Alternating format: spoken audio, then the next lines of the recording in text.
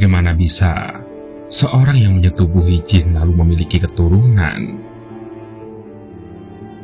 Kisah berikut merupakan kesaksian dari salah seorang yang pernah bekerja di sebuah perusahaan penebangan kayu. Saat bertugas, dia terjebak ke dunia lain milik para jin.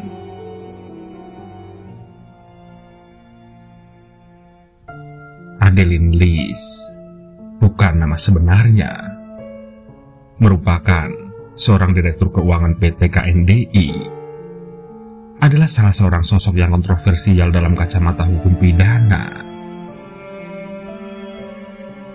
Setelah jaksa menuntutnya 10 tahun kurungan, ternyata dibebaskan tanpa syarat oleh Majelis Hakim Pengadilan Negara Medan. Ini adalah suatu perkara yang dianggap sangat menyakitkan nurani keadilan. Mengingat kasus korupsi Adeline Lees dengan nilai yang sangat besar.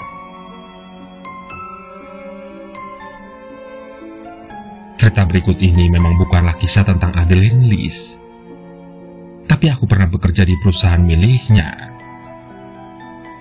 Hampir 3 tahun, aku menjadi karyawan pada PT KNDI, yakni sebuah perusahaan pengolahan kayu berskala besar yang cukup bonafit di daerah Mandaling Natal, Sumatera Utara.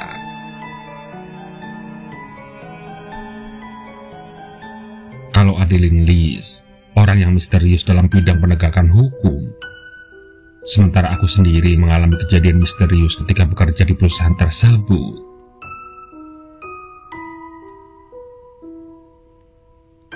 Pertama kali masuk kerja, aku ditempatkan di unit teli, yakni melakukan tugas mencatat dan mengadakan kelompok-kelompok kayu yang sudah diolah menjadi bahan bangunan ke dalam masing-masing jenis dan tipe serta ukuran yang sama. Jumlah karyawan kurang lebih 500 orang. Mereka punya tugas di bidang masing-masing. Meskipun demikian, di antara mereka ada yang punya tugas rangkap. Dan aku sendiri sering ditugaskan rangkap pula, terutama kalau ada karyawan yang berhalangan karena sakit.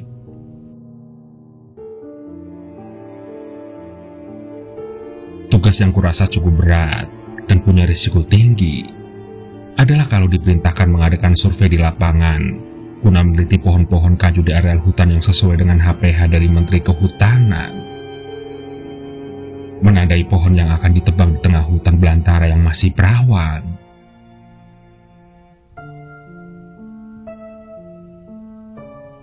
Hingga pada hari itu, dengan ditemani oleh rekan seprofesi yang akrab kupanggil Bang Ucok Regar, aku ditugaskan melakukan penelitian ke sebuah areal hutan. Tanpa bisa menolak, Bang Ucok berangkat duluan ke sana. Aku sendiri janji akan menyusul sejam kemudian. Soalnya masih ada urusan yang akan kukerjakan di lokasi pabrik.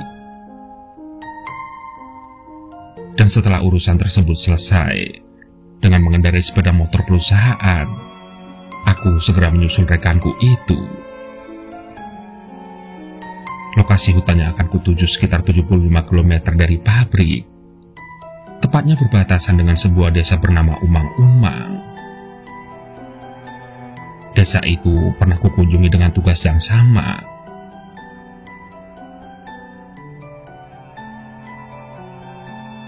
Jalan ke sana merupakan jalan darurat yang dirintis oleh pihak perusahaan. Dari desa terpencil tersebut, kayu tebangan diangkut menggunakan truk khusus atau lengging. Hari itu cuaca cerah dan cukup panas. Dengan kecepatan sedang, kupacu sepeda motor menyusul Bang Ucok. Dan ketika mendekati sebuah tikungan, tiba-tiba mesin mati dan sepeda motor berhenti tepat di bawah sebatang pohon yang berdaun rindang. Aku pun segera memeriksa apa penyebabnya. Hampir setengah jam aku mengotak-atik mesin, namun tidak kutemukan juga. Mesin sepeda motor tetap saja tidak mau dihidupkan. Dasar sepeda motor sialan, makiku dalam hati sambil kemudian duduk istirahat di bawah pohon rindang itu.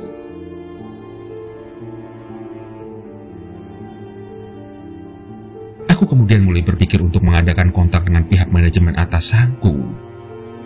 Ketika di hadapanku melintas seorang pria tua mengenakan pakaian agak aneh. Tampangnya terlihat sangat kumuh seperti gelandangan. "Cucu mau kemana?"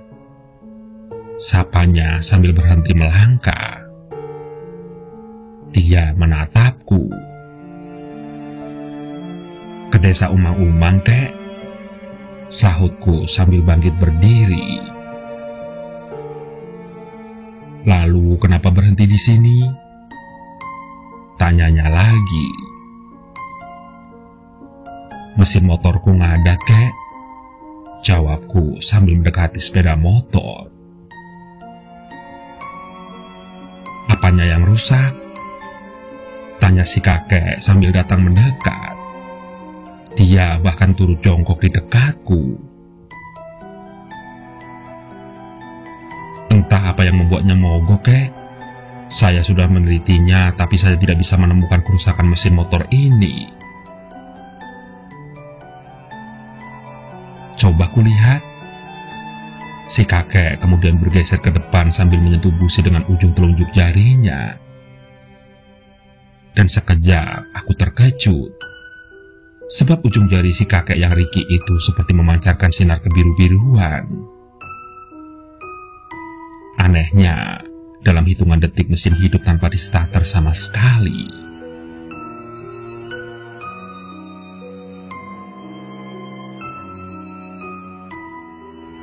Belum juga habis rasa heranku, terdengar si kakek berkata, "Kalau cucu ingin ke desa Umang-Umang, kakek ingin menumpang. Apakah boleh, Cu?" Tentu saja aku tidak keberatan. Apalagi kakek telah membantu menghidupkan mesin sepeda motorku. Jawabku sambil berusaha menekan perasaan heran dan aneh di dalam dadaku.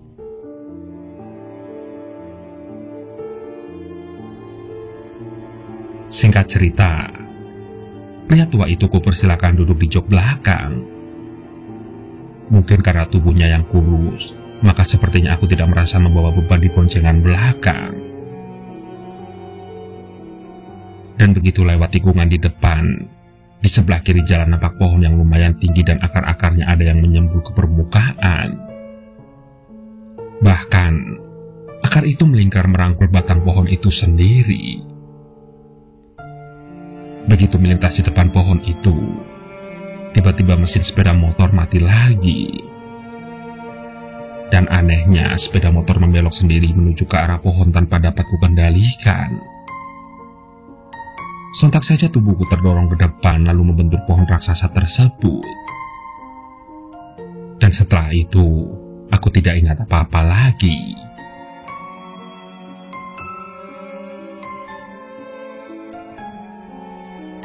Setelah siuman, sepertinya aku sedang berada di sebuah kawasan perkotaan. Dan tubuhku terbaring di tempat tidur dalam ruangan yang lumayan besar di gedung yang megah dan indah. Waktu itu layaknya aku sedang bermimpi. Tapi kali ini bukan mimpi karena ketika dicubit terasa sakit di kulitku. Aneh, di mana aku sekarang? Mengapa aku bisa berada di tempat ini? Tanyaku dalam hati. Mendadak, aku pun ingin bangkit dari tempat tidur. Namun pada saat bersamaan, aura mistis mulai kurasakan. Hal inilah yang menyebabkan bulu kuduk meremang. Sebagai isyarat bahwa aku saat itu berada dan terjebak di dunia lain. Dunia yang mungkin dihuni oleh makhluk gaib yang sulit ditebak. Aku masih dalam kondisi kebingungan ketika muncul di hadapanku sesosok makhluk berwujud manusia. Dia mengenakan pakaian mirip serdadu kerajaan tempo dulu, dan di tangan kanannya memegang sebatang tombak yang ujungnya bercabang 3. Dengan menggunakan bahasa isyarat, laki-laki berwajah sangar dan menakutkan ini meminta agar aku segera mengikutinya. tidak bisa membantah ajakannya, sebab kesadaranku memang sepertinya kembali terhipnotis. Akhirnya, aku pun berjalan beriringan dengan lelaki penjemputku itu. Dia membawaku masuk ke ruangan lain yang bersebelahan dengan ruang tempatku terbaring tadi. Ruangan ini tampak lebih megah dan lebih menakjubkan lagi. Perabotannya serba antik, seperti koleksi berabad-abad yang lalu. Kursi-kursinya penuh ukiran klasik, berpasangan dengan meja batu kiok beralaskan lantai marmer mengkilat berwarna-warni. Di sepanjang ruangan, tergantung aneka lampu kristal yang memancarkan sinar beragam aneka warna. Dan bersamaan dengan itu, aroma wewangi yang sering hinggap di hidungku dan baunya sangat harum sekali.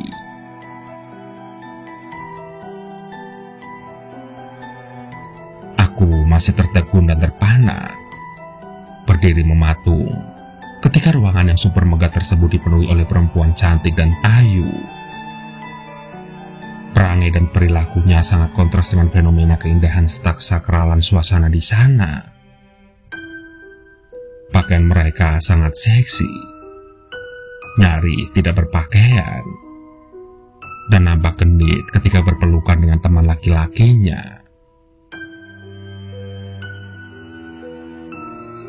Namun, keberadaanku di tempat itu seperti tidak diketahui mereka. Bahkan laki-laki serdadu yang tadi menjemputku tidak kulihat batang hidungnya. Aku hanya melongo saja berdiri mematung, menyaksikan pemandangan aneh yang berlangsung di depan mata. Persis seperti nonton film fantasi.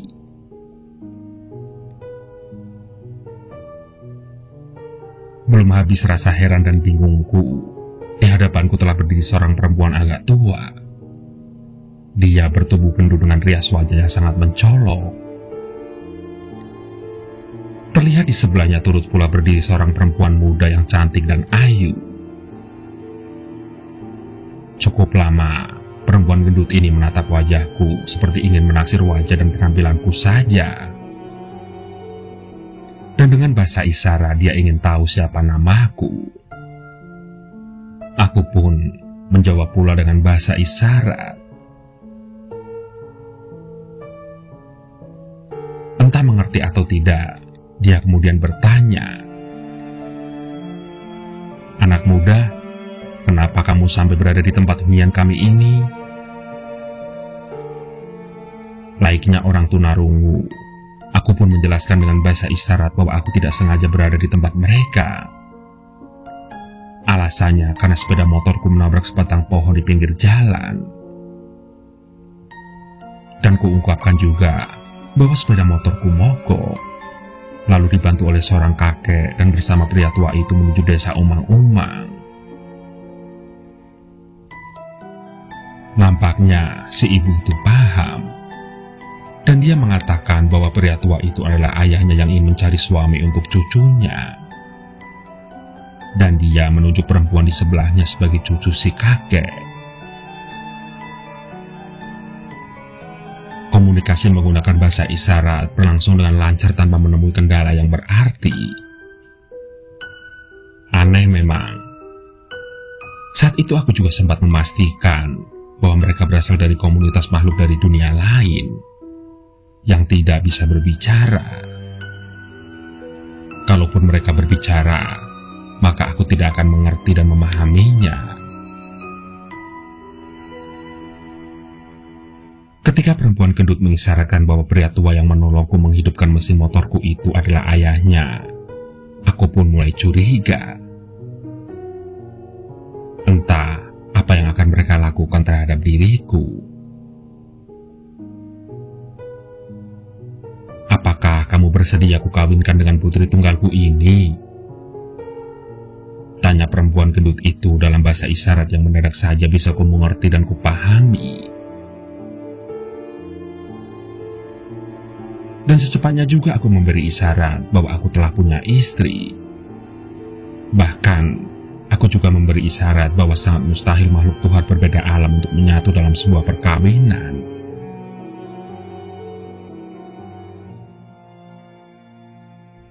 Siapa bilang?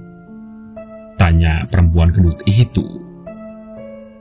Kali ini bukan lagi dengan bahasa isyarat, melainkan dengan kata-kata dalam bahasa Melayu.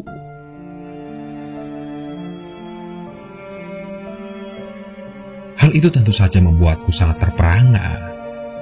Ternyata dia mampu berbicara dengan bahasa Melayu dengan logat dan gaya Mandaling klasik.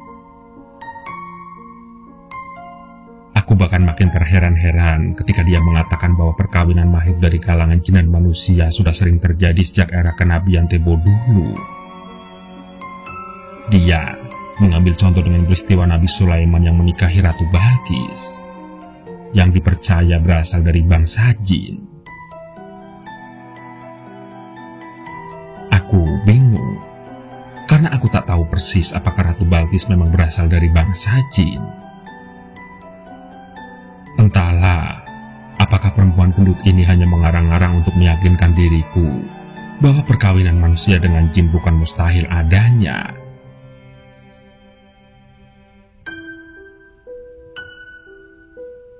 Kami memang dari bangsa jin yang tidak alim, ungkap perempuan gendut itu. Asal kamu tahu saja, kami memang selalu mengadakan perkawinan silang dengan manusia. Hal ini guna memperoleh keturunan yang lebih bermutu dan berkualitas. Karena kami dari bangsa jin di kawasan ini ingin mensejajarkan diri dengan makhluk manusia yang kami anggap lebih tinggi derajatnya dari bangsa jin. Tambahnya, menjelaskan dengan panjang lebar.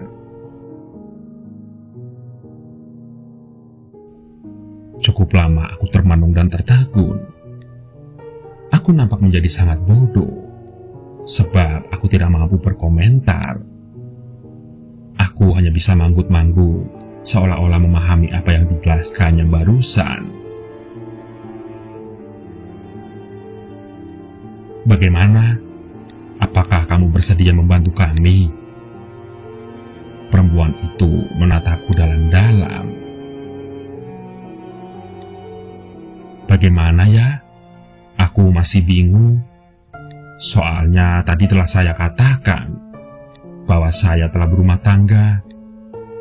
Kataku menjelaskan yang sejujurnya.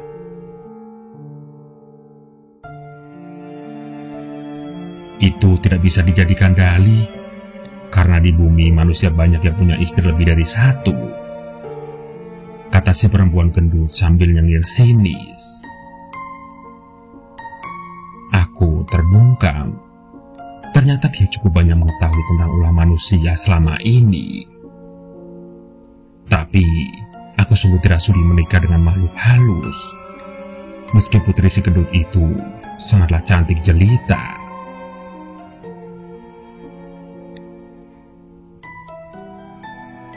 Karena aku masih tetap menolak tawarannya, akhirnya aku diamankan di sebuah ruangan khusus dalam kondisi tertutup dan terkunci. Di dalam ruangan itu, fasilitasnya sangat lengkap sekali, sehingga aku merasa berada dalam tahanan rumah. Namun, sewaktu berada dalam kesendirian, aku mulai teringat istriku di rumah yang kutitipkan pada ibu di Medan. Aku masih coba membayangkan wajah Rini istriku ketika pintu terbuka dan wajah perempuan cantik dan ayu yang tadi menemani perempuan gendut itu muncul sambil mengulum senyum. Gadis yang katanya cucu dari pria tua yang menolongku tersebut berjalan dengan langkah terukur bagi seorang pragawati. Dia datang menghampiriku yang sedang duduk di bibir tempat tidur. Dia pun kini mengenakan gaun terusan yang agak tipis, sehingga apa yang berada di baliknya menjadi terlihat sekali. Sejenak, ruangan kamar dengan aroma semerbak wewangian itu berubah sangat sunyi. Begitu sunyinya sehingga suara hela nafasku yang tergetar oleh keindahan wanita di hadapanku seakan-akan terdengar gemanya.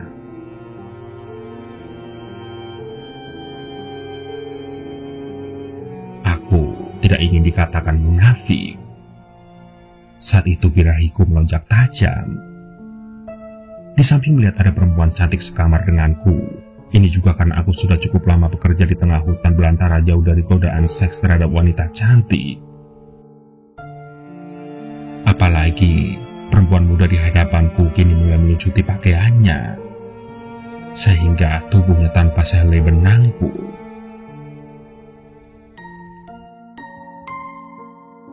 Singkat cerita, saat itu aku tidak mampu membendung gejolak libidoku. Dan apa yang terjadi selanjutnya tak perlu kuceritakan secara rinci. Aku seperti anjing kelaparan yang begitu bergairah menikmati mangsanya. Bahkan hubungan terlarang tersebut terjadi berulang kali, hingga aku pingsan alias tidak sadarkan diri.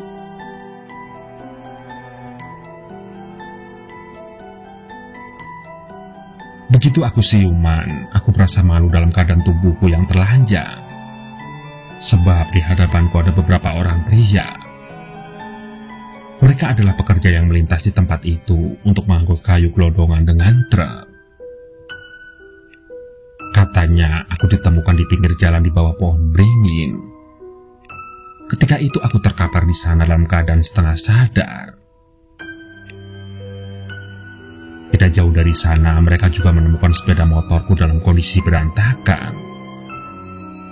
Karena itulah, untuk sementara waktu aku dinyatakan mengalami kecelakaan menabrak pohon di pinggir jalan. Namun, satu hal yang membuat mereka bingung. Kenapa aku bisa terbaring dalam keadaan tanpa busana? Rupanya aku telah dikerjai oleh penunggu pohon beringin tua yang dipercayai sangat angker itu. Menurut cerita, kejadian serupa seperti yang kualami pernah juga dialami oleh para pekerja penebangan pohon di tempat itu. Bahkan suatu ketika ada yang tewas meregang nyawa dalam kondisi alat vital membengkak seukuran biji kelapa. Karena merasa trauma atas kejadian serupa, maka akhirnya aku memutuskan untuk hengkang dari perusahaan itu. Aku memilih kembali ke kota Medan dan ingin mencari pekerjaan yang lebih baik.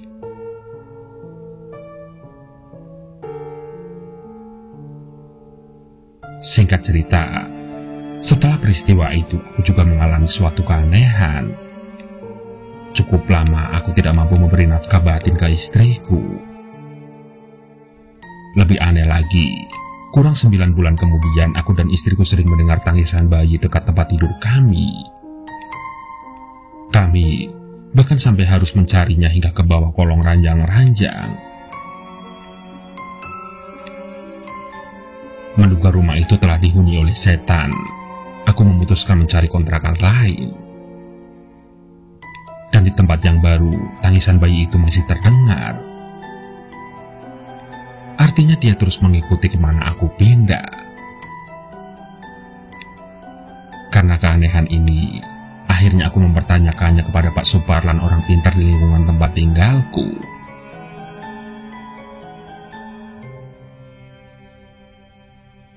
Itu darah dagingmu?